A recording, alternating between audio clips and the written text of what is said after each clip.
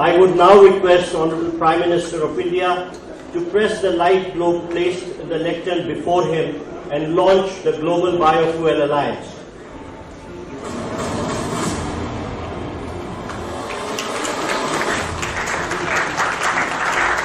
दिल्ली में जारी G20 summit के पहले सत्र में प्रधानमंत्री मोदी ने दुनिया के सामने कई सुझाव रखे, जिनमें से एक था फ्यूल ब्लेंडिंग के क्षेत्र में सभी देश एक साथ मिलकर काम करें।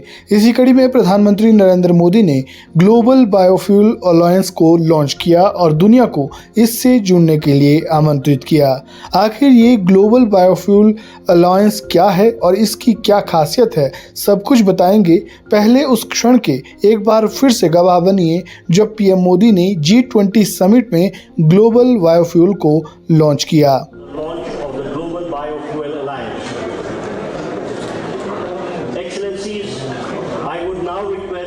Prime Minister of India to press the light globe placed in the lectern before him and launch the Global Biofuel Alliance.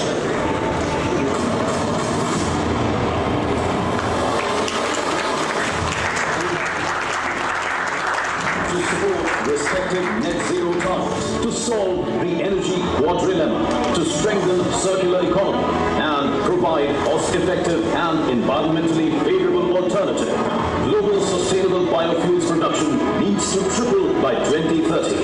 Therefore, joint action through the Global Biofuels Alliance with multi-stakeholder support spanning 19 countries and 12 international organizations will identify and address the challenges inhibiting biofuel adoption and production, development and adoption of internationally recognized standards and sustainability requirements, help in reduction in global transportation emissions, increase access to clean cooking fuel, increase farmers' income, and expand biofuels adoption.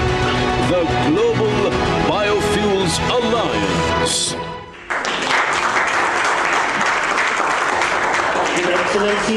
आपको बता दें कि global biofuel alliance बनाने का उद्देश्य टिकाऊ biofuel का इस्तेमाल बढ़ाना है। साथ ही इसका मकसद बायोफ्यूल मार्केट को मजबूत करना, ग्लोबल बायोफ्यूल कारोबार को सुविधाजनक बनाना, तकनीकी सहायता प्रदान करने पर जोर देना है। तो चलिए अब जानते हैं कि आखिर ये बायोफ्यूल होता क्या है। बायोफ्यूल का मतलब पेड़ पौधों, अनाज, शैवाल, भूसी और फूड बेस से बनने वाला ईंधन है। बायोफ्यूल्स को कई तरह के बायोमास से निकाला जाता है। इसमें कार्बन की कम मात्रा होती है। अगर इसका इस्तेमाल बढ़ेगा तो दुनिया में पारंपरिक ईंधन पेट्रोल डीजल पर निर्भरता कम होगी और पर्यावरण प्रदूषण भी कम होगा। ये तो ही बात बायोफ्यूल होता क्या है। चलिए अब जानते हैं कि आखिर बायोफ्यूल को तैयार कैसे किया जाता है। बायोफ्यूल बनाने के लिए अलग तरह के रिफाइनरीज का इस्तेमाल किया जाता है। इसको फसलों के भंडार के आधार पर कैटेगराइज किया जाता है। फर्स्ट जनरेशन बायोफ्यूल खाद्य फसलों के भंडार पर निर्भर करता है। फर्स्ट जनरेशन यूनिट में गन्ने की फसल और ग्रेन स्टार्च को प्रोसेस किया जाता है, जबकि सेकंड जनरेशन बायोफ्यूल को डेवलप बायोफ्यूल के तौर पर जाना जाता है। इसमें process non edible plants, woody biomass या भूसी में होता है। Third generation biofuel biomass algae और माइक्रोब्स में बनाया जाता है। Fourth generation biofuel carbon dioxide को अवशोषित करने वाली बायोमास सामग्री पर निर्भर करते हैं। ग्लोबल बायोफ्यूल अलायंस दुनिया में वैकल्पिक व स्वच्छ ईंधन को बढ़ावा देने का प्रयास है। भारत के अलावा अमेरिका और ब्राजील इस नए अलायंस के फाउंडिंग मेंबर है।